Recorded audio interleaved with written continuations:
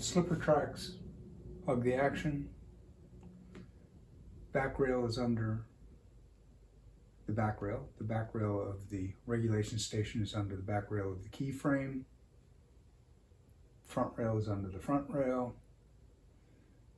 Hold downs are holding down gently in the hold down places where the cheek box would hold it down.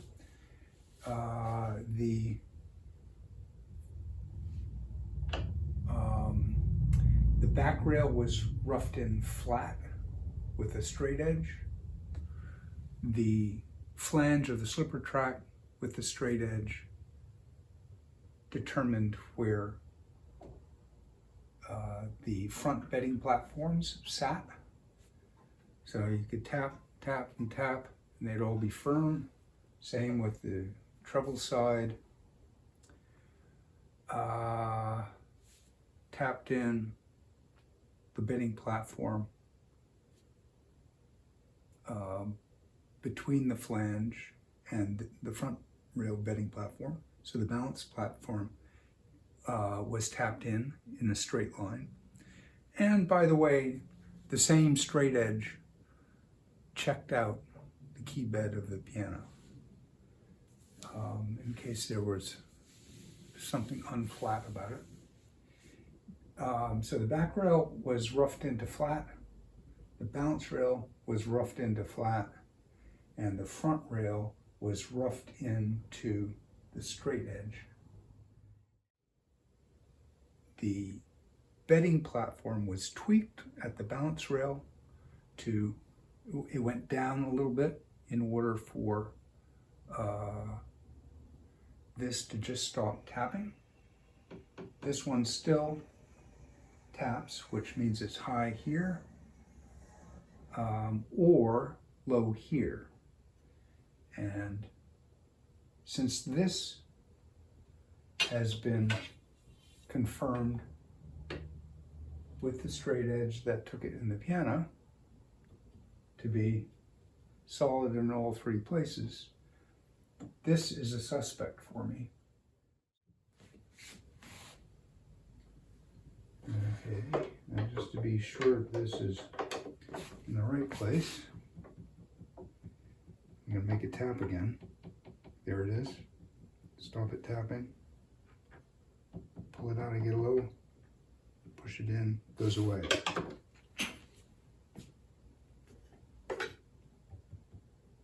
I'm going to do the same for this one. I'm reaching under and finding this countersink, because the bedding platforms here are just like this, with the tip of the screwdriver, just by feel. And I'm doing it left-handed.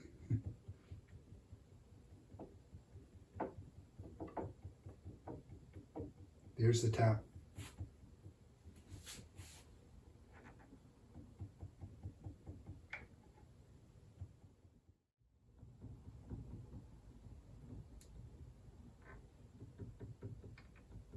Okay, there has to be a little bit of play in the bedding platform's elevator so that it goes up and down without friction. And that little bit of play, as you move the wedge underneath it, pulls at it, pushes at it. So anyway, it's a very, very fine and accurate rendering of the support that the regulation station gives to the action, matching it to the support it had with the piano's key bed. Okay, we're bedded.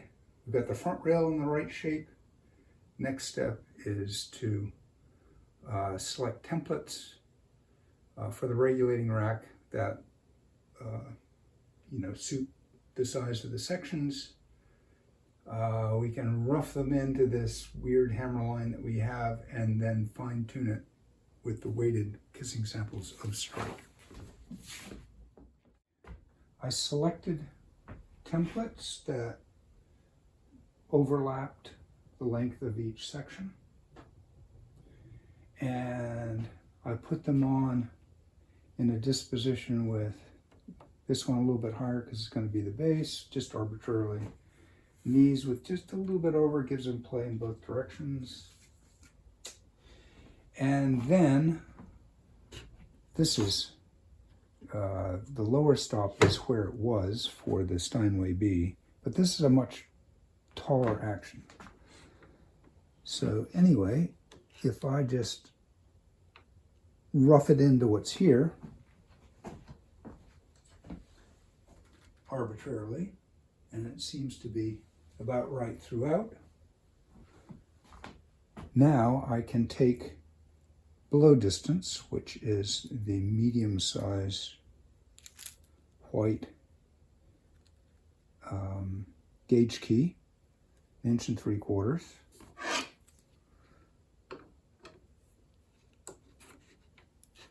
and reset the upper stop.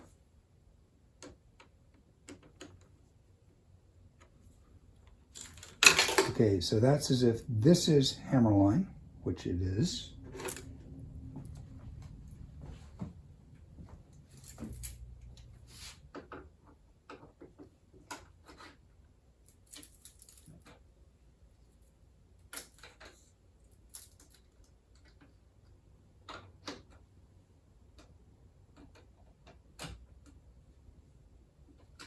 And then raise the lower stock, because that's hammerline.